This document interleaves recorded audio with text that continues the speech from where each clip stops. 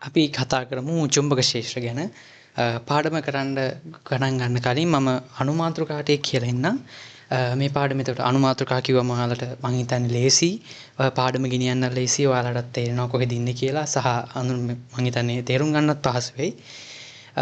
අපි ඒ ටික මුලින්ම ලියාගමු අනුමාත්‍රකා විදිහට. හරි. මම කියන්නේ අනුමාත්‍රකා කිව්වම තේරෙන්නේ නැතු වෙයි. නමුත් අපි පාඩම කරන් යන්න ඒක ඉස්සෙල්ලාම ලියලා තියාගමු. හරි. මුලින්ම ලියන්න. එතකොට ඔයාලා ලියා ගන්න තැන දැන් මේ ටික ලියා ගන්න. අංක 1 හැඳින්වීම. ඒක තමයි අපි අද කරන්න හදන්නේ. පළවෙනි එක තමයි අපි අද කරන්නේ හැඳින්වීම. හරි. ඊට පස්සේ දැන් මම කියන ස්පීඩ් එක වැඩි වෙන්න පුළුවන්. මොකද වීඩියෝ එක දීගස්සන්න ඕනේ නැති නිසා මම අයින් කියන්නම්. ඔයාලා ස්ටොප් කරලා ඔයාලට ලියා ගන්න ඕන දේවල් ලියා ගන්න. හරි. පළවෙනි එක තමයි හැඳින්වීම. එතකොට දෙවෙනි එක තමයි බයෝසාවර්ට් නියමය. බයෝසාවර්ට් නියමය. හරි. මම හිතනවා පුළුවන් ඇති කියලා ලියන්න. බයෝසාවර්ට් නියමය. ඊට පස්සේ තුන්වෙනි අනුමාත්‍රකාව තමයි චුම්බක ක්ෂේත්‍රය තුල තබන ලද ආරෝපණයක් මත චුම්බක ක්ෂේත්‍රයක තබන ලද සන්නායකයක් මත එහෙම නැත්නම් ධාරාව ගලා යන සන්නායකයක් මත ඇතිවන බලය තමයි තුන්වෙනි අනුමාත්‍රකාව වෙන්නේ. හරි. ඊට පස්සේ අපි කතා කරනවා හතරවෙනි අනුමාත්‍රකාව විදිහට චුම්බක ක්ෂේත්‍රයක් තුල තිබූ ආරෝපණයක චලිතය. හරි. චුම්බක ක්ෂේත්‍රය තුල තිබූ ආරෝපණයක චලිතය. පස්වෙනි අනුමාත්‍රකාව තමයි ධාරාව රැගෙන යන කම්බි රාමුවක් මත ඇතිවන චුම්බක ව්‍යාවර්තය. ධාරාව රැගෙන යන කම්බි රාමුවක් මත ඇතිවන චුම්බක ව්‍යාවර්තය. ඊට පස්සේ හයවෙනි අනුමාත්‍රකාව තමයි විද්‍යුත් චුම්බක ප්‍රේරණය. ඔය විද්‍යුත් චුම්බක ප්‍රේරණය කියන කොටස අපි ඇත්තටම කතා කරන්න තියෙන්නේ ධාරා විද්‍යුතයේ අවසානයේට. නමුත් මම හිතනවා මේ පාඩමේ අන්තිමට කරත් ඒක අවුලක් වෙන එකක් නැහැ. ඒක දැනගන්න අවශ්‍ය නැහැ. හරි. ඒක අපි බලමු පස්සේ. හරි. එතකොට දැන් අපි මම හිතනවා ඔයාලා දැන් චුම්බක ක්ෂේත්‍ර තියෙන්නේ අන්තිමටනේ. මම හිතන්නේ මට නම් සාමාන්‍යයෙන් ක්ෂේත්‍ර වලින් අමාරුම උනේ එහෙම නැත්නම් තේරුම් ගන්න සාපේක්ෂව අමාරුනේ චුම්බක ක්ෂේත්‍ර අනිත් එකට වඩා. එතකොට අපි දැන් සිලබස් එකේ කතා කරන ක්ෂේත්‍ර පාඩම් තුනක් තියෙනවානේ. පළවෙනි එක තමයි ගුරුත්වාකර්ෂණ ක්ෂේත්‍ර. ඊට පස්සේ දෙවෙනි එක මොකද්ද? විද්‍යුත් ක්ෂේත්‍ර. ඊට පස්සේ අපි දැන් කතා කරන චුම්බක ක්ෂේත්‍ර. හරි. චුම්බක ක්ෂේත්‍ර. එතකොට ඔය ක්ෂේත්‍ර තුන ගැන තමයි අපිට සිලබස් එකේ කතා ගන්න තියෙන්නේ. එතකොට දැන් මේ ක්ෂේත්‍ර තුනේම ගොඩක් කන්ටෙන්ට් එක මාර විදිහට සමානයි. ඒ කියන්නේ පාඩම යන්නේ ගොඩක් විදිහට එකම විදිහට. ඒ කියන්නේ එකම මාතෘකා තියෙන විදිහට තමයි යන්නේ. පොඩි අපගමනයක් හරි වෙන්නේ මෙන්න මේ චුම්බක ක්ෂේත්‍ර කියන කොටසින් තමයි. හරි. එතකොට අපි දැන් ගුරුත්වාකර්ෂණ ක්ෂේත්‍රය යටතේදී අපි කතා කරනවා ගුරුත්වාකර්ෂණ බලයක් ගැන කතා කරනවා. ගුරුත්වාකර්ෂණ විභවයක් ගැන කතා කරනවා. සහ ගුරුත්වාකර්ෂණ ශක්තියක් ගැනත් කතා කරනවා. හරි. ඒ ඔක්කොම ගැන අපි කතා කරනවානේ ගුරුත්වාකර්ෂණ ක්ෂේත්‍රය යටතේදී. එතකොට ආය අපි විද්‍යුත් ක්ෂේත්‍ර ගැන කතා කරද්දී විද්‍යුත් ක්ෂේත්‍රවල අපි කරනවා මොනවද කරන්නේ? ඒකෙත් අර වගේම විද්‍යුත් ක්ෂේත්‍රය මගින් ඇතිවන බලය ගැන කතා කරනවා. විද්‍යුත් ක්ෂේත්‍රය මගින් ඇතිවන විද්‍යුත් ක්ෂේත්‍ර විභවය ගැන අපි කතා කරනවා. ඒ වගේම තමයි විද්‍යුත් විභව ශක්තියක් ගැනත් අපි කතා කරනවා. හරි. ඔන්න ඔය දෙන්න අපි කතා කරලා තියනවා කියලා මම හිතනවා. ඔයාලා කරලා ඇති. හරි.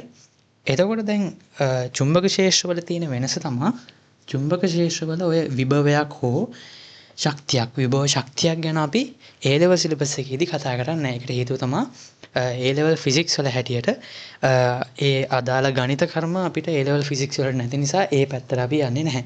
අපිට කතා කරන්න තියෙන්නේ එතකොට මේ දෙක එන්නේ නැහැ. හරි. අපිට කතා කරන්න තියෙන්නේ චුම්බක ක්ෂේත්‍රයක් නිසා ඇතිවන බලය සහ ව්‍යාවර්තය වගේ දේවල් තමයි අපිට කතා කරන්න තියෙන්නේ. හරි. ඔයාලා මං හිතන අවබෝධයක් ගන්න නැති කියලා ඔයාලට කැමති දෙයක් තියෙනවා නම් ලියා ගන්න. බෝඩ් එකේ තියෙන විදිහට තේරුම් ගන්න පහසුයි නම් ලියා ගන්න. හරි. එතකොට අපි මුලින්ම බලමු චුම්බක ක්ෂේත්‍රය කියන්නේ මොකක්ද කියලා ඉස්සෙල්ලාම. එතකොට දැන් ඔයාලා දන්නවා ඔයාලා දැන් චුම්බක ක්ෂේත්‍ර කරන්න කලින් ඔයාලා ඉගෙන ගන්නවානේ ගුරුත්වාකර්ෂණ ක්ෂේත්‍ර සහ විද්‍යුත් ක්ෂේත්‍ර. එතකොට අපි මේ පාඩම් වලදීත් අපි මුලින්ම කියන්නේ මොකද්ද? ගුරුත්වාකර්ෂණ ක්ෂේත්‍රය කියන්නේ මොකද්ද? විද්‍යුත් ක්ෂේත්‍රය කියන්නේ මොකක්ද? හරි. එතකොට දැන් කවුරුහරි ප්‍රශ්නයක් අහුවොත් එහෙනම් දන්නේ නැහැ. එතකොට අපි බලමු දැන් ගුරුත්වාකර්ෂණ ශේෂ්ත්‍රයක් කිව්වොත් එහෙනම් මොකක්ද ඒකින් අපි සාමාන්‍යයෙන් දෙන අර්ථ දක්වීම තමයි කිසියම් අවකාශයක ස්කන්ධයක් තබා ඇති විට එම ස්කන්ධය මත බලයක් ඇති වේ නම් අපි කියනවා ඒ අවකාශය තුල ගුරුත්වාකර්ෂණ ශේෂ්ත්‍රයක් තියෙනවා කියලා. එතකොට විද්‍යුත් ශේෂ්ත්‍රයක් නම් අපි කියනවා කිසියම් අවකාශයක කුඩා ඒකලිත ධන ආරෝපණයක් තබා ඇති විට එම ආරෝපණය මත බලයක් ඇති වේ නම් අපි කියනවා ඒ අවකාශය තුල මොකක්ද තියෙනවා කියලාද විද්‍යුත් ශේෂ්ත්‍රයක් තියෙනවා කියලා. හරිද? ඒ වගේමයි මේකෙදිත් හරි මම ඒක තමයි කිව්වේ ශේෂ්ත්‍ර පාඩම් තුනම ගොඩක් දුරට එක වගේමයි අර්ථ දක්වීම මේවා ඔක්කොම එක විදිහටම තමයි යන්නේ. චුම්බක ශේෂ්ත්‍රත් එහෙමම තමයි. මේක ලියාගමු අපි මේක විශේෂ කරුණක් නිසා. එතකොට චුම්බක ශේෂ්ත්‍රයක් අපි මෙහෙම කියමු. අපි මෙහෙම කරමු. මුලින්ම මෙම Q කියලා දාලා ප්‍රශ්නයක් විදිහට ලියන්න චුම්බක ශේෂ්ත්‍රයක් යනු කුමක්ද කියලා. හරි. චුම්බක ශේෂ්ත්‍රයක් යනු කුමක්ද? අපි දැන් චුම්බක ශේෂ්ත්‍ර කියන එකේ අර්ථ දැක්වීම තමයි ලියන්න යන්නේ. එතකොට චුම්බක ශේෂ්ත්‍රයක් කියන එකත් අර විදිහටම තමයි ලියන්නේ දැන්. හරි. එතකොට චුම්බක ශේෂ්ත්‍රයක් කියලා කියන්නේ අවකාශය තුල කිසියම් අවකාශයක් තුල කුඩා පිරික්සුම් ඒකලිත සමාන කුඩා පිරික්සුම් ඒක ද්‍රව එහෙම නැත්නම් කුඩා පිරික්සුම් එන්ද්‍රවයක් හරි තබා ඇති විට එම එන්ද්‍රවය මත බලයක් ඇති වේ නම් එම අවකාශය තුල චුම්බක ශේෂ්ත්‍රයක් පවතිනවා යයි කියනු ලැබේ. ඒක තමයි චුම්බක ශේෂ්ත්‍රවල තියෙන අර්ථ දැක්වීම. හරි. ඒක නිකන් අර්ථ දැක්වීමක් විතරයි. අපි දැන් මේ මුල් අර්ථ දැක්වීම ටික අත්‍යවශ්‍ය නැහැ. නමුත් අර පාඩම තේරුම් ගන්න සහ පාඩම ලේසි වෙන්න තමයි. ඒ කියන්නේ පාඩම ගැන හොඳ අවබෝධයක් තියෙන පැය ගණන් හදන්න ඕන. ඒතකොට ඒ වගේ දේවල් නිසා තමයි අපි මේ ඉන්ට්‍රොඩක්ෂන් එක හරියට කරන්න ඕන. හරි. ඒතකොට අපි දැන් චුම්බක ශේෂ්ත්‍රයක් කියන කුමක්ද කියන එක අපි දැන් දන්නවා. හරි. ඊට පස්සේ අපි බලමු මොකද්ද මේ චුම්බකයක් කියන්නේ. හරි. චුම්බකයක් කියන්නේ මොකක්ද? එතකොට දැන් චුම්බකයක් කියන්නේ දැන් ඉස්සරම හිටපු මිනිස්සුත් බලන්න ඇතිනේ මොකද්ද මේ වෙන්නේ කියලා. දැන් සමහර දේවල් තියෙනවා අම්මට සිරි යකඩ කුඩු ඇලනවා ඒවට. හරිද? ඒක නිසා එයාලා අර අර්ථ දැක්වීමක් දාගන්නවනේ සාමාන්‍යයෙන් ඒ වගේ දෙකක් හම්ුණාම. එතකොට ඔන්න ඔය අර්ථ දැක්වීමෙන් එයාලා කියනවා කිසියම් يعني මොකක් හරි එකකින් යකඩ කුඩු ආකර්ෂණය කරනවා නම් ඒක චුම්බකයක්. ඒක තමයි ඉස්සර කියලා තියෙන්නේ. හරි. අපි ඒක නිකන් ලියාගමු. මේවා අත්‍යවශ්‍ය දේවල් නෙමෙයි. හරි. අර පාඩම පොඩ්ඩක් ඉන්ට්‍රෙස්ටිං වෙන්න තමයි මේ ටික ලියාගන්නේ. හරි. එතකොට නැවතත් මෙහෙම Q කියලා දාලා අර උත්තරේ විදිහට ලියන එක නෝට් එකක් විදිහට දාගන්න. හරි. ලියන්න චුම්බකයක් යනු කුමක්ද කියලා ප්‍රශ්නේ ලියන්න.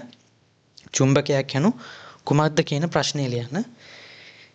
එතකොට දැන් චුම්බකයක් යනු කුමක්ද කියන ප්‍රශ්නෙට උත්තරේ විදිහට තමයි අපි දැන් අර නෝට් එක ලියන්න ඕනේ. එතකොට චුම්බකයක් යනු දැන් මම කිව්වේ යකඩ කුඩු ආකර්ෂණය කරනවා කියලා. ඒ තමයි ලියන්න තියෙන්නේ. අපි කියනවා යකඩ කුඩු ආකර්ෂණය කර ගැනීමේ හැකියාවක් ඇති ද්‍රව්‍යයක් අපි කියනවා චුම්බකයක් කියලා. මේවා එහෙම අර ලොකුවට හිතන්න එපා. මේවා නිකන් සාමාන්‍ය පාඩම තේරුම් ගන්න තියෙන අර්ථ දැක්වීම විතරයි. හරි. හරි. එහෙනම් අපි දැන් දන්නවා චුම්බකයක් කියන්නේ මොකක්ද කියලා. හරිද? ඊට පස්සේ අපි බලමු දැන් චුම්බකයකට තියෙන ගුණය මොකක්ද? චුම්බකයකට තියෙන ගුණය තමයි චුම්බකත්වය කියන්නේ. එහෙනම් අපි දැන් කතා කරමු චුම්බකත්වය කියන්නේ මොකක්ද කියලා. හරි? එහෙනම් මේ වගේම Q කියලා දාගෙන ලියන්න. චුම්බකත්වය යනු කුමක්ද කියලා. හරි. ඔයාලා චුම්බකත්වය යනු කුමක්ද කියන තැනින් මෙහෙම ලියා ගන්න. මේකත් නිකන් අර්ථ දැක්වීමක් ඉස්සර විදිහට එහෙම ලොකුවට හිතන්න එපා. හරි. හරි. චුම්බකත්වය කියන්නේ යකඩ කුඩු ආකර්ෂණ කර ගැනීමේ හැකියාව චුම්බකත්වයේ ලෙස හැඳින්වේ. නිකන් ලියන්න. හරි. එහෙම අත්‍යවශ්‍ය නැහැ. හරි. එහෙනම් අපි දැන් ඔන්න චුම්බකත්වය කියන්නේ මොකක්ද කියලාත් අපි දැන් ඔන්න දැනගත්තා. හරි. හරි. එතකොට දැන් ඔන්න දැන් ඉස්සර මිනිස්සුන්ට දැන් මෙහෙම ප්‍රශ්නයක් එනවා. දැන් මෙයාලා බලද්දී ඔය චුම්බකත්වයේ එහෙම නැත්නම් චුම්බක ගුණ පෙන්වුම් කරන ද්‍රව්‍යවලත් ඒ අදාළ ද්‍රව්‍යවල එහෙම නැත්නම් ඒ අදාළ වස්තුවල එකම විදිහට අර චුම්බකත්වය එහෙම නැත්නම් චුම්බක ගුණය පැතිරලා නැහැ. තනින් තැනට ආකර්ෂණය කර ගැනීමේ ස්වභාවය වෙනස්. හරි? තනින් තැනට වෙනස්. එතකොට එයාලා හඳුනා ගන්නවා මේ අදාළ චුම්බකවල අර චුම්බක ගුණය කේන්ද්‍රගත වෙලා තියෙනවා විශේෂ තැන් දෙකකට කියලා. හරි? එතකොට අර කේන්ද්‍රගත වෙලා තියෙනවා කියන්නේ ඒ තැන් දෙකේ තමයි හොඳටම මේ ගුණය පෙන්වන්නේ. එහෙම නැත්නම් හොඳටම චුම්බක ගුණය පෙන්වන්නේ අන්න ඒ තැන් දෙකේ. ඒක තමයි කේන්ද්‍රගත වෙලා තියෙනවා කියලා කියන්නේ. අන්න ඒ තැන් දෙක හඳුනා ගන්න තමයි මිනිස් පාවිච්චි කරන්නේ එන් ද්‍රවය සහ එස් ද්‍රවය කියලා. හරි. එන් ද්‍රවය සහ එස් ද්‍රවය කියලා මිනිස් හඳුනාගත්තේ අන්න ඒක. දැන් ඒකත් මතක තියාගන්න. දැන් W ද්‍රවය සහ E ද්‍රවය කිව්වත් ඒත් ඉතින් අපි මේ වෙනකොටත් පාවිච්චි කරනවා. ඒක තේරුම් ගන්න මේවා අර මිනිස්සු විසින් දාගන්න දේවල්. හරි. මිනිස්සු විසින් දාගන්න දේවල් තමයි ඔය දැන් අපිටත් දැනටත් පාවිච්චි කරන ධන සහ ඍණ ආරෝපණ කියන වගේ N සහ S ද්‍රව. එතකොට ඒ N සහ S ද්‍රව ගැනත් ඔයාලා පොඩ්ඩක් අයිඩියා එකක් තියාගන්න. හරි. එතකොට දැන් මේ දැන් ඔය ද්‍රව වලත් වෙනස්කම් මෙහෙම අඳුනගෙන තිනවා දන්නවනේ. එක වගේ ඒවා මොකද වෙන්නේ විරුද්ධ ඒවා මොකද වෙන්නේ ඒවා හැම ඔක්කොම අපි දැන් දැනටමත් දන්නවා මම හිතන්නේ පොළ කාලේ කරලා ඇති. හරි. අපි ඒක පොඩ්ඩක් ලියා ගමු චුම්බක ද්‍රවය අණු කියලා. හරි. නැවතත් මෙන්න මෙහෙම Q කියලා එකක් දාලා ලියන්න චුම්බක ද්‍රවය අණු කුමක්ද? හරි. චුම්බක ද්‍රවය අණු කුමක්ද? හරි. චුම්බක ද්‍රවය අණු හරි ලියා ගන්න ප්‍රශ්නයක් විදිහට. හරි. ඒක යටතේ ලියන්න කිසියම් චුම්බකයක චුම්බකත්වය කේන්ද්‍රගත වී ඇති විශේෂ වූ ස්ථාන දෙක චුම්බක ද්‍රව ලෙස හඳුන්වයි. ආයි කියනවා වේගය වැඩි නම් වීඩියෝ එක පෝස් කරලා තියාගන්න. හරි. දැන් දන්න චුම්බකයක වුණත් මේ විදිහට අපි ඕන මේක ලියා ගන්න ඇඳ ගන්න. හරි. දන්න චුම්බකයක වුණත් අපි N සහ S විදිහට ද්‍රව දෙකක් අපි පාවිච්චි කරනවා. ඒකත් හඳුනා ගන්න. හරි. ඒ වගේ තමයි. හරි. ඊට පස්සේ අපි දැන් කතා කරන්න යනවා චුම්බක ක්ෂේත්‍රය ඇති වෙන්න පුළුවන් ආකාරය ගැන. දැන් චුම්බක ක්ෂේත්‍රයක් ඇති වෙන්න පුළුවන් මෙන්න මෙහෙමයි. දැන් අපි කතා කරනවා දැන් ගුරුත්වාකර්ෂණ ක්ෂේත්‍රයක් ඇති වෙන්නේ ඇයි? ගුරුත්වාකර්ෂණ ක්ෂේත්‍රයක් ඇති වෙන්නේ කිසියම් ස්කන්ධයක් තියෙනවා නම්. ස්කන්ධ අතර ඇති වෙන ආකර්ෂණයන්නේ ගුරුත්වාකර්ෂණය කියන්නේ. එතකොට විද්‍යුත් ක්ෂේත්‍රයක් ඇති වෙන්නේ මොකක් වුණාමද? විද්‍යුත් ක්ෂේත්‍රයක් ඇති වෙන්නේ කිසියම් අවකාශයක අපි ආරෝපණයක් ගිහිලා තිබ්බොත්නේ. හරි. ආරෝපණයක් තිබ්බොත් තමයි විද්‍යුත් ක්ෂේත්‍රයක් ඇති වෙන්නේ. ඒ වගේම තමයි චුම්බක ක්ෂේත්‍රය ඇති වෙන්න නම් චලනය වන ආරෝපණ තියෙන්න ඕන. හරි. චලනය වන ආරෝපණ. නිකන් තිබුණොත් එහම ආරෝපණ මොකද වෙන්නේ? විද්‍යුත් ක්ෂේත්‍රයක්. එතකොට චලනය වන ආරෝපණ නම් චුම්බක ක්ෂේත්‍රය. දැන් ළමයට ප්‍රශ්නයක් එන්න පුළුවන්. එතකොට චලනය වෙන්නේ ආරෝපණයෙන්. එතකොට විද්‍යුත් ක්ෂේත්‍රයක් හැදෙන්නේ නැද්ද? චුම්බක ක්ෂේත්‍රයක් විතර නෑ. හැදෙනවා. චුම්බක ක්ෂේත්‍රයක් වගේම විද්‍යුත් ක්ෂේත්‍රයකුත් හැදෙනවා. හරි. ඒක මතක තියාගන්න. හරි. එතකොට ඔන්න අපි දැන් කතා කරන්න යන්නේ චුම්බක ක්ෂේත්‍රයක් ඇති වෙන්නේ කොහොමද කියලා. හරි. එතකොට මේ දැන් ලියන්න නෝට් එකක් දාගන්න. චුම්බක ක්ෂේත්‍රයක් ඇති විය හැකි ආකාර දෙකකි. ප්‍රධාන ආකාර දෙකකි. අංක 1 එමන ඇති කළ හැකි ආකාර දෙකක් කිව්වත් කමක් නැහැ. ගැළපෙන විදිහට ලියන්න.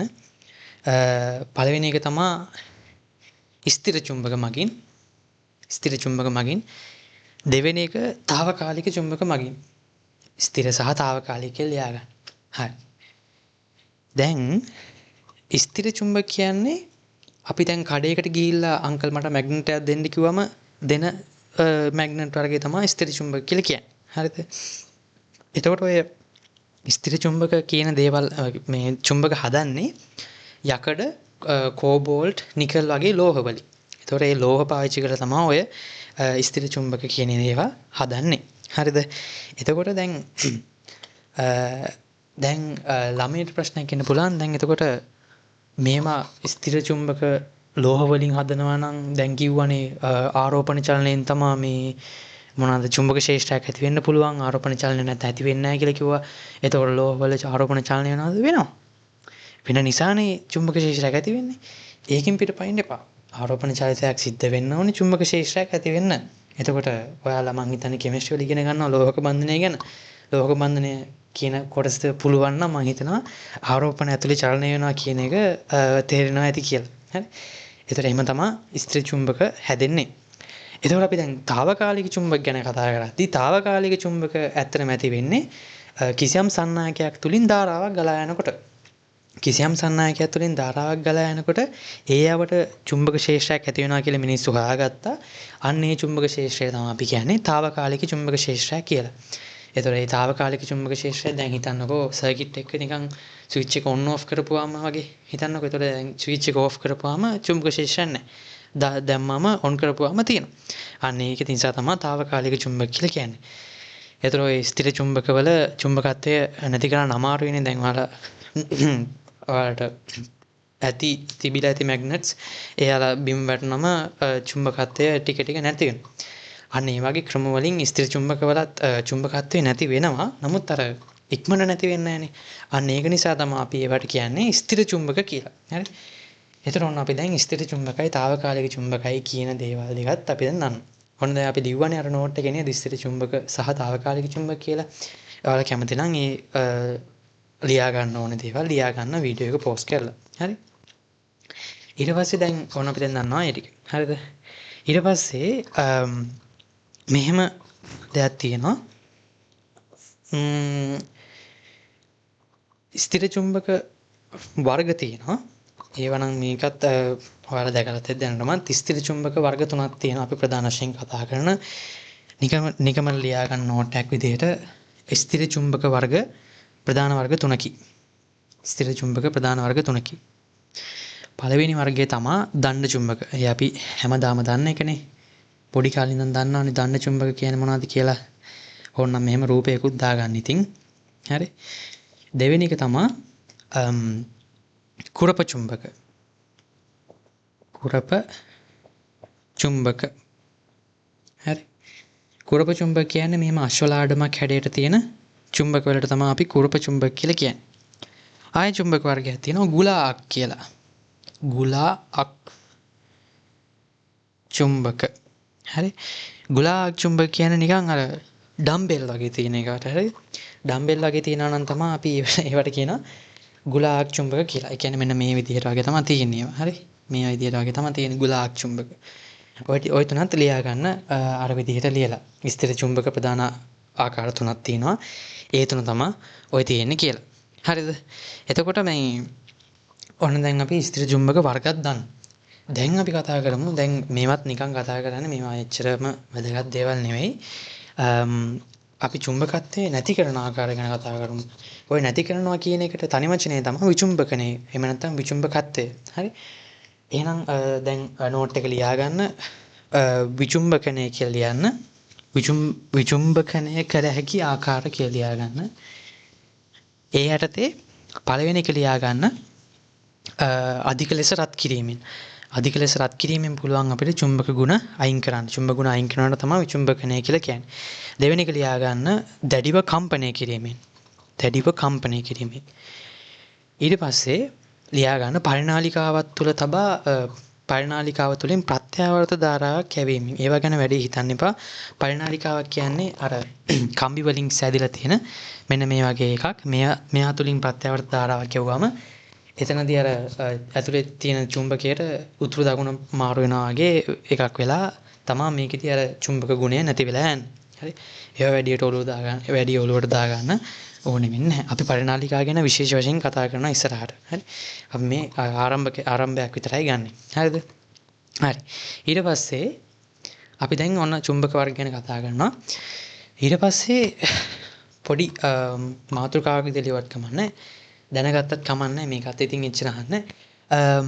අණුක චුම්බක කියලා ලියා ගන්න. අණුක චුම්බක. දැන් ඔයාලට ප්‍රශ්නයක් එනවා ඇති. මේ වගේ දැන් දණ්ඩ චුම්බකයක් තියෙනවා කියමුකෝ. මේ දණ්ඩ චුම්බකය මැදින් මෙහෙම කපනවා.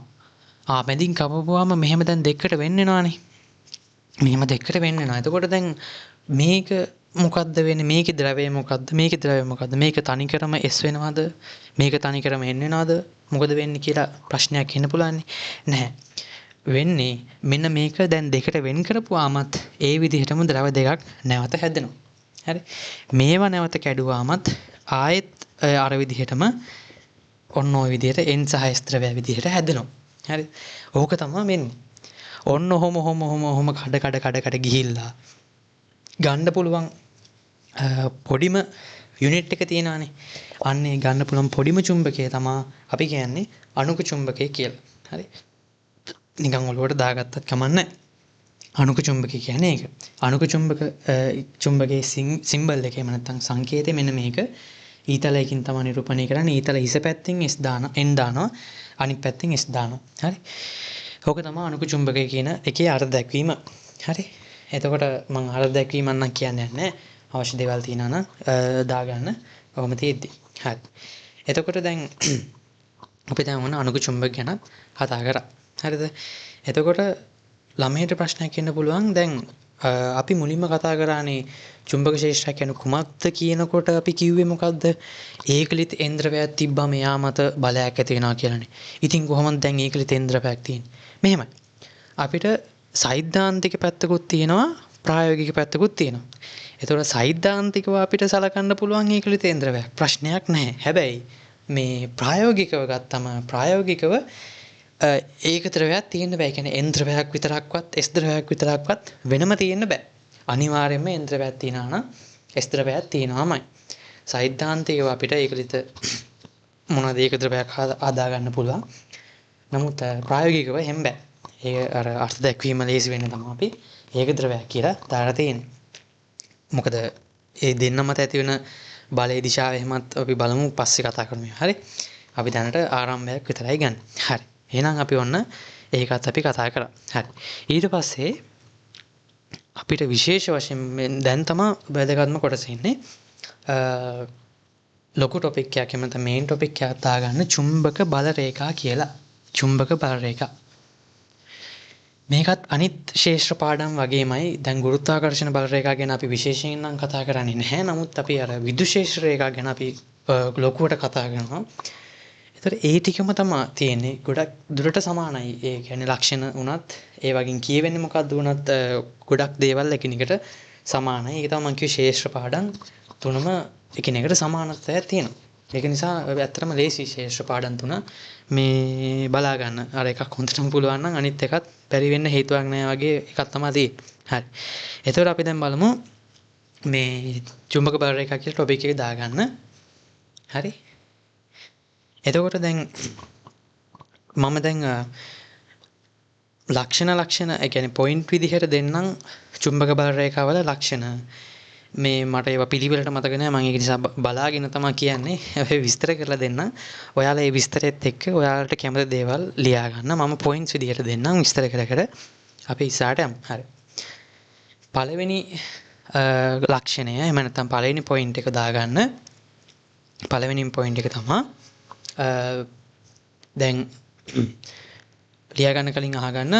දැන් අපි දැන් මේ වෙනකන් කතා කරපු ඔක්කොම අපි විසින් දාගත්ත දේවල්නේ. කියන්නේ අපි ඒවා හඳුන්වන්න දුන්න නම් අපි ඒවා හඳුන්වන්න ඒවා පැහැදිලි කරන්න දුන්න අර්ථ දැක්වීම නේව තිබ්බේ. ඒ වගේම තමයි බල රේඛාත්. බල රේඛාත් අපි විසින් හදාගත්ත දේවල්. ඇහැට පේන්නේ නැති මනක් කල්පිත දේවල්. එහෙනම් පළවෙනි පොයින්ට් එක දාගන්න. චුම්බක බල රේඛා මනක් කල්පිත වේ. හරි. චුම්බක බල රේඛා මනක් කල්පිත වේ. ඒක තමයි පළවෙනිම පොයින්ට් එක අපේ මේ පළවෙනිම ලක්ෂණය. හරි. ඊට පස්සේ දාගන්න අපි දැන් ඕවා මාක් කරන විදිහක් අපි විද්‍යුත් ශේෂ්ත්‍රවලත් කතා කරනවානේ. දැන් විද්‍යුත් ශේෂ්ත්‍රවල අපි කතා කරනවා වගේ අර ධනවල ඉඳන් ඍණට යනවා වගේ මේකෙත් අර විශේෂ ක්‍රමයක් තියෙනවා. අපි මාක් කරන්න ඕනේ සම්මතයක් විදිහට. හරි.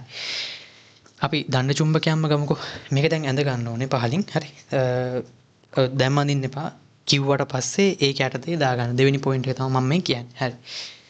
දැන් මෙහෙම ගත්තොත් එහෙම සම්මතයක් විදිහට මෙන්න මෙහෙම N ද්‍රවයේ ඉඳලා S ද්‍රවයට තමයි මෙන්න මෙහෙම බල රේඛා අපි මාක් කරන්න ඕනේ. ඒ කියන්නේ N වලින් ඉවතට සහ S වලින් N වලින් ඉවතට සහ S තුලට තමයි අපි ලකුණු කරන්නේ චුම්බක බල රේඛා. හරි. එතකොට දැන් අනිත් චුම්බක වලත් එහෙමම තමයි මම දන්න චුම්බකයක් ඇත්තේ අඳින්න ලේසියි. හරි. දැන් පරිණාලිකාවක් ගත්තත් පරිණාලිකාවකත් අපි ඉස්සරහට කතා කරමු. N ද්‍රවයක් සහ S ද්‍රවයක් තියෙනවා. අපි මේ වගේත් N වලින් ඉඳන් S වලට තමයි මෙන්න මෙහෙම මාක් කරන්නේ. හරි. දැන් ප්‍රශ්නයක් තියෙනවානේ. චුම්බකයේ ඇතුලේ මොකද වෙන්නේ කියලා. ඒක මෙහෙමයි. දැන් මේක මෙහෙම ගිහිල්ලා ආයේ මෙහෙම යන්න බෑනේ. ඒක නිසා මේ විදිහටම සංවෘත පුඩුවක් විදිහට තමයි යන්නේ. එතකොට මෙන්න මෙහෙම අර චුම්බකය ඇතුලේ නම් S වල ඉඳන් N වලට තමයි යන්නේ. පටල ගන්න එපා. චුම්බකය ඇතුලේ S වල ඉඳන් N වලට එළියේදී අර විදිහට. හරි. මෙන්න මේ විදිහට තමයි එතකොට අන්තිමට මාක් වෙන්න ඕනේ. හරිද? හරි. දැන් මේකෙදිත් එහෙමයි. හරි. S වල ඉඳන් N වලට තමයි ඇතුලේදී. හරි. එළියේදී N වල ඉඳන් S වලට ඇතුලේදී S වල ඉඳන් N වලට. හරිද? හරි. එහෙනම් අපි දෙවෙනි පොයින්ට් එක ලියාගමු.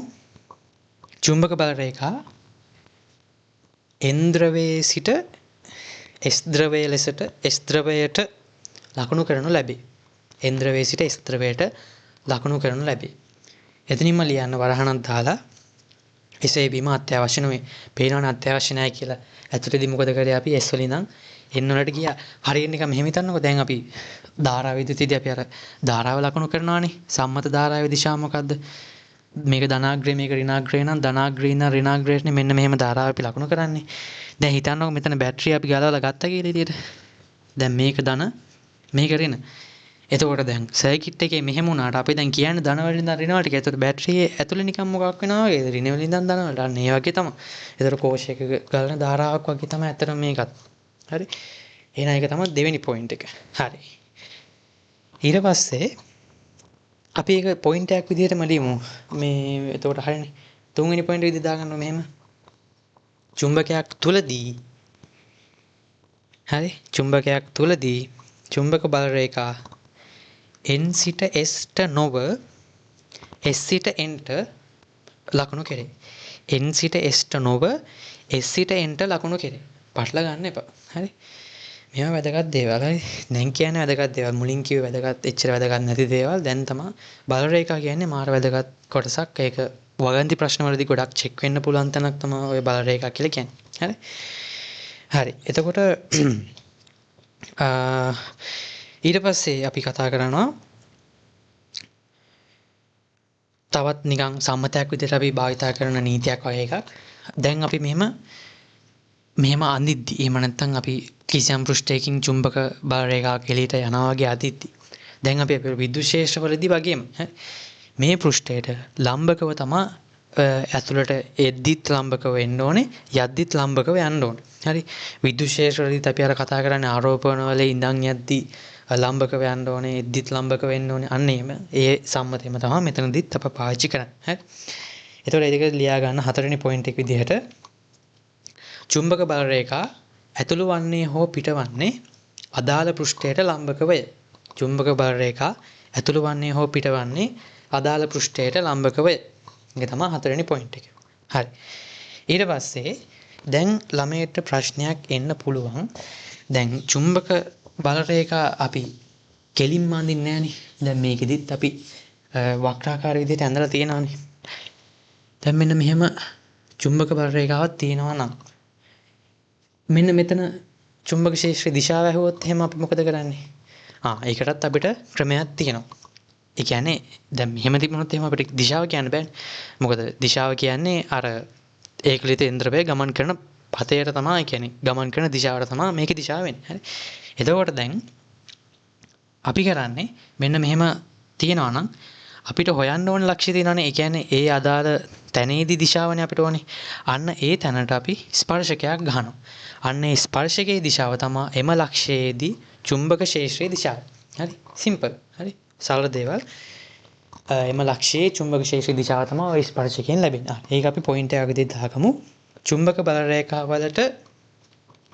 රේඛාවලට අදින ලද ස්පර්ශකයේ දිශාවෙන් එම ස්ථානයේ චුම්බක ක්ෂේත්‍රයේ දිශාව ලැබේ. එම ස්ථානයේ චුම්බක ක්ෂේත්‍රයේ දිශාව ලැබේ. හරි. එතකොට දැන් ඉතින් මෙහෙම තිබුණොත් එහෙම ඉතින් අපිට කිලින්ම කියන්න පුළුවන් මේ පැත්තට කියලා. දැන් මේ වගේ වක්‍රාකාරී දේ තිබ්බොත් එහෙම තමයි අපි ස්පර්ශකයක් ගහලා ඕක බලන්නේ. හරිනේ. හරි. එතකොට අපි ඊළඟ පොයින්ට් එකට යමු. ඊළඟ පොයින්ට් එක තමයි දැන් අපි දැන් චුම්බක බල රේඛාවක් කියන්නේ අර ඒකලිත ඉන්ද්‍රවයට ගමන් කරන්න පුළුවන් මාර්ගයනේ. එහෙම නැත්නම් එයා එතනින් තිබ්බොත් එයා යන පැත්තනේ අපි ඔය කියන්නේ බල රේඛාවක් කියලා. එතකොට මට කියන්න මෙන්න මෙහෙම බල රේඛා තියෙනවා. නැත්නම් අපි සිම්පල් විදිහට අඳමුකෝ. මෙන්න මෙහෙම බල රේඛාවක් තියෙනවා. මෙහෙම තියෙන්න පුළුවන්ද? තියෙන්න බෑ. මොකද දැන් අපි මෙතනින් හිතන්නකෝ ඒකලි තේන්ද්‍ර පැත්තක් තිබුණායි කියලා. එතකොට එයාට යන්න පාරවල් දෙකක් තියෙනවා. යන්න පාරවල් දෙකක් තියෙන්න බෑ. ඒක නිසා අපි කියනවා කිසි පිටක චුම්බක බල රේඛා එකිනෙකට ඡේදනය වෙන්නේ නැහැ. හරි. එහෙනම් ඊළඟ පොයින්ට් එක මම හිතන්නේ 6 වෙනි පොයින්ට් එක දාලා ලියා ගන්න. චුම්බක බල රේඛා කිසි විටකත් එකිනෙකට ඡේදනය නොවේ. අපි විද්‍යුත් ක්ෂේත්‍රවලදීත් කියන්නේ විද්‍යුත් ක්ෂේත්‍රවලදීත් කියනවා අපි විද්‍යුත් ක්ෂේත්‍රයේ බල රේඛා එකිනෙකට ඡේදනය නොවේ. ඇයි ඉතින් ආරෝපණයට එතනට ගියාට පස්සේ තැන් දෙකක් තියෙන්න බෑ. නැත්නම් දිශා දෙකක් තියෙන්න බෑ යන්න. එක දිශාවකට යනවා. ඒක නිසා තමයි අපි කියන්නේ ඡේදනය වෙන්න බෑ කියලා බල රේඛා. හරි. හරි. හරි ඒකත් හරි. එහෙනම් අපි ඊළඟට මාලිමාව ගැන පොඩ්ඩක් කියලා එන්නම්. මාලිමා මේක නම් ලිව්වත් කමන්නේ නොලිව්වත් කමන්නේ. එච්චර වැදගත් දෙයක් නෙමෙයි. සමහරට අහන්නත් පුළුවන්. ඉතින් කවුද දන්නේ. හරි. දැන් අපි මාලිමාවක කටු කැරකෙන්නේ චුම්බක ක්ෂේත්‍රයේ දිශාවට. ඒතර චුම්බක ක්ෂේත්‍රයේ දිශාව තියෙන්නේ මොකෙන්ද? අපි චුම්බක බල රේඛාව වලින්නේ අපි මාක් කරන්නේ චුම්බක ක්ෂේත්‍රයේ දිශාව. දැන් මෙහෙම එන්ද්‍රවේගයේ ස්තරවේගයේ තියෙනවා නම් n වලින් ඉඳන් s වලට අපි මෙන්න මෙහෙම අඳින්නේ චුම්බක බල රේඛා. ඒ කියන්නේ ක්ෂේත්‍රයේ තියෙන මොන පැත්තටද? n වලින් ඉඳන් s වලට. හරිද? එතකොට දැන් මට කියන්න මෙතනින් අපි කම්පාස් එකක් තිබුණොත් එහෙම මෙතනින් අපි මාලිමාවක් තිබුණොත් එහෙම මෙයාගේ ඉන්ඩිකේටර් එක පෙන්වන්නේ අර ක්ෂේත්‍ර දිශාව. ක්ෂේත්‍ර දිශාව තමයි පෙන්වන්නේ. දැන් එතකොට අම්මට සිරි මේක දකුණනේ පෙන්වන්නේ නෑ. ඒක පටල ගන්න එපා. චුම්බක දකුණ කියන්නේ වෙන එකක්, භූගෝලීය දකුණ කියන්නේ තව එකක්. එතකොට මේ ඇත්තටම චුම්බක දකුණ කියලා පෙන්වන්නේ මොකද්ද? මේ තියෙන්නේ මම මේ මාක් කරලා තියෙන්නේ පෘථිවියේ චුම්බක ක්ෂේත්‍රය කියලා හිතන්නකෝ. මොකද පෘථිවියේ චුම්බක ක්ෂේත්‍රය නිසානේ මාලිමාව වැඩ කරන්නේ. එතකොට හිතන්නකෝ මේ චුම්බක ක්ෂේත්‍රය පෘථිවිය කියලා. එහෙමනම් මේ පෙන්වන්නේ උතුරනේ ඇත්තටම. එතකොට ඇත්තටම මේ චුම්බක දකුණු විදියට තියෙන්නේ මොකද්ද? භූගෝලීය උතුර. ඒ දෙක පටල ගන්න එපා. හරි? ඒ දෙක දෙකක්. හරි නේද? ඒක ලියාගත්තත් කමන්නේ. මම නිකන් කිව්ව එක අහන්න පුළුවන්. අහන්න බැරි නෑ ඉතින්. හරි. කොහොමද MCQ එකක් එහෙම එන්න පුළුවන් නේද? හරි. ඕන්න මේ රූපෙත් දාගන්න. ඔයාලට අමතක වෙනවා වගේ නම්. හරි. ඔයාලට මතක ඇති විද්‍යුත් ශේෂ කරලා තියෙනවා නම් අපි විද්‍යුත් උදාසීන ලක්ෂ ගැන කතා කරනවානේ. විද්‍යුත් වශයෙන් උදාසීන ලක්ෂයක් කියලා කියන්නේ මොකද්ද? එතන ආරෝපණයක් තිබ්බම මේ ආරෝපණය මත බලයක් ඇති වෙන්නේ නැත්තන්නේ. හරි. ඒ ආරෝපණය මත බලයක් ඇති වෙන්නේ නැහැ කියන්නේ මේ සිග්මා F බින්ද සිග්මා F කියන්නේ සම්ප්‍රයුක්ත බලයක් නැහැ. ඒතකොට සම්ප්‍රයුක්ත බලයක් නැහැ. මේකෙදිත් එහෙමම තමයි. චුම්බක උදාසීන ලක්ෂයක් තියෙනවා. චුම්බක උදාසීන ලක්ෂ කියන්නේ අන්න අර කියන ද්‍රවය මත බලයක් ඇති වෙන්නේ නැත්තම්. සිම්පල්. සරලයි. හරි. උදාසීන ලක්ෂ ගැන ලොකුවට පස්සේ කතා කරනවා. විද්‍යුත් ක්ෂේත්‍රات අපි උදාසීන ලක්ෂ ගැන වෙනම කතා කරනවා වගේ මෙතනත් අපි උදාසීන ලක්ෂ ගැන වෙනම කතා කරනවා. අර යන්ත්‍රවේ තිබුණම එයා මත සම්ප්‍රයුක්ත බලයක් ඇති වෙනවා නම් එයා කොහෙටවත් යන්නේ නැහැනේ. ඒක නිසා අපි කියනවා දැන් සම්ප්‍රයුක්ත බලයක් ඇති වෙන්නේ නැති අවකාශයක් තියෙනවා නම් අපි කියනවා එතන චුම්බක ක්ෂේත්‍රයක් චුම්බක උදාසීන ලක්ෂයක් කියලා. හරි. ඒතර මෙතන මෙයා කොහෙටවත් යන්නේ නැත්නම් එයා මත බලයක් ඇති වෙන්නේ නැහැ කියන්නේ. ඒ කියන්නේ එතන චුම්බක උදාසීන ලක්ෂය තමයි තියෙන්නේ. හරිනේ.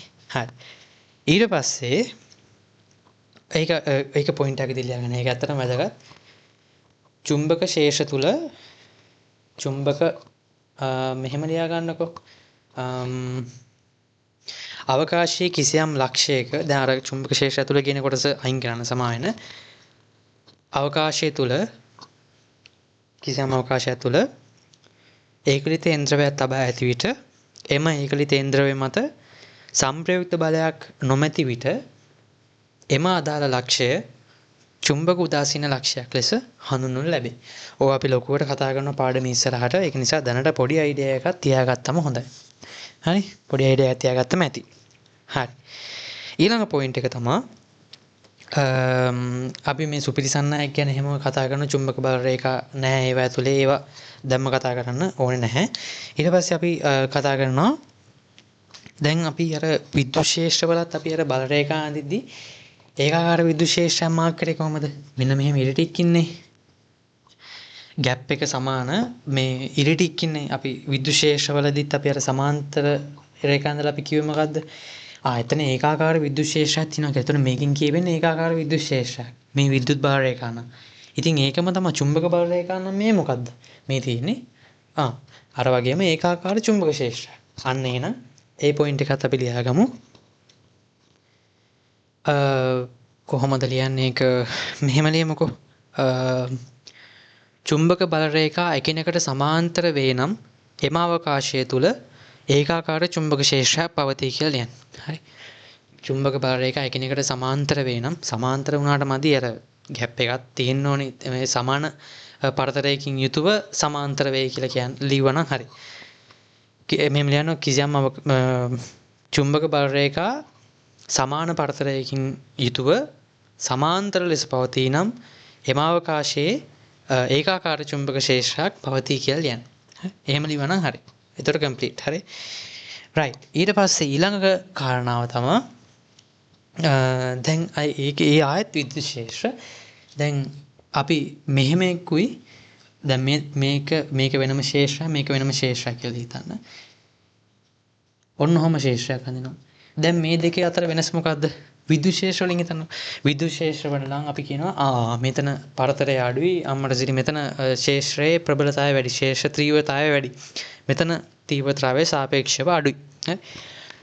ඒ වගේමයි චුම්බක ක්ෂේත්‍රවලදීත් අපි මෙන්න මෙහෙම බල රේඛා ළඟින් අඳිනවා කියන එකෙන් පැහැදිලි වෙන්නේ එතන චුම්බක ක්ෂේත්‍රයේ සාපේක්ෂව වැඩි තීව්‍රතාවයකින් තියෙනවා කියලා. හරි. ඒකත් පොයින්ට් එකක් විදිහට දාගන්න. චුම්බක බල රේඛා එකිනෙකට ආසන්නව පවතී නම් එම අවකාශයේ චුම්බක ක්ෂේත්‍ර තීව්‍රතාවය තරමක් විශාල වේ. එහෙම නැත්නම් තීව්‍රතාවය වැඩි අදහස ගන්න. හරි. ලියන එක ඇත්තට වැඩක් නැහැ. අදහස තිබ්බනම් ඇති. හරි. ඊළඟට ගොඩක් වැදගත් කාරණාව මම හිතන්නේ 2013 මට හරියටම අවුරුද්ද මතක නැහැ. වගන්ති ප්‍රශ්නයකුත් ඇවිල්ලා තිබ්බා මේක ඇසුරෙන්. දැන් අපි කතා කරනවානේ මං හිතන්නේ ඔයාලා විද්‍යුත් ක්ෂේත්‍ර කරද්දී ඉගෙන ගන්න ඇති විද්‍යුත් ක්ෂේත්‍ර වල අපි අඳින බල රේඛා වලින් ඒ කියන්නේ විද්‍යුත් ක්ෂේත්‍ර බල රේඛා සංවෘත පුඩු හදන්නේ නැහැ. එතකොට මේ චුම්බක ක්ෂේත්‍ර බල රේඛා හැබැයි සංවෘත පුඩු හදනවා. ওই දෙක පටලවලා තමයි ඔය මට මතක විදියට වගන්ති ප්‍රශ්නේ අහලා තිබ්බේ. මට අවුරුද්ද හරියට මතක නැහැ 2013 වගේ මතක. හරියට මතක නැහැ. වගන්ති ප්‍රශ්නයක් තිබුණා ඔය සංවෘත පුඩු සම්බන්ධයෙන්. හරි. මේ පස්වෙනි උත්තර කීපයක් දුන්නද කොයිද ඒකට පිළිතුරු විදිහට. එතකොට හොඳට මතක තියාගන්න චුම්බක බල රේඛා වලට සංවෘත පුඩු හදන්න පුළුවන් වුණාට විද්‍යුත් බල රේඛා වලට සංවෘත පුඩු හදන්න බෑ. හොඳයි. දැන් අපෙන් අහන්න පුළුවන් මේ මොන ක්ෂේත්‍ර රේඛාවක් වෙන්න පුළුවන්ද කියලා. ඒතර මේක අපි දැනන් ඉන්න ඕනේ සංවෘත පුඩු හදලා අම්මට සිරි සංවෘත පුඩුවක්. එහෙනම් මේක විද්‍යුත් ක්ෂේත්‍ර රේඛාවක් වෙන්න බෑ. අනිවාර්යයෙන්ම චුම්බක ක්ෂේත්‍ර බල රේඛාවක් වෙන්න ඕනේ. මේ පොයින්ට් එක ඉතාමත් වැදගත්. ඒක නිසා ඒක ලියා ගන්න. චුම්බක ක්ෂේත්‍ර රේඛා සංවෘත පුඩු සාදයි. සංවෘත පුඩු සාදනවා කියන එක තමයි මෙතනදී වැදගත් වෙන්නේ. ඒතර ඒ ටික ඔයාලා දැනන් ඉන්න ඕනේ. හරිද? හරි. එතකොට තව අපි ගත්තොත් එහෙම ඔයාලට කමන්නේ දැන්ම අහගන්නකෝ දැන් හිතන්නකෝ අපි මෙහෙම ධාරාව ගෙන යන සන්නායකයක් ගන්නකෝ. මම කියනවා දැන් මම මේ ඉස්සරහට තියෙන කොටසක් මේ නිකන් කරන්නේ කම්ප්ලීට් වගේ හිතෙන්න. මේක දැන් හිතන්න මෙහෙම ධාරාවක් යනවා කියලා. මම දැන් කියවනේ සන්නායක ඇතුලෙන් ධාරාවක් යද්දී ආවට චුම්බක ක්ෂේත්‍රයක් ඇති වෙනවා කියලා. එතකොට මෙන්න මෙහෙම චුම්බක ක්ෂේත්‍රය ඇති වෙනවානේ.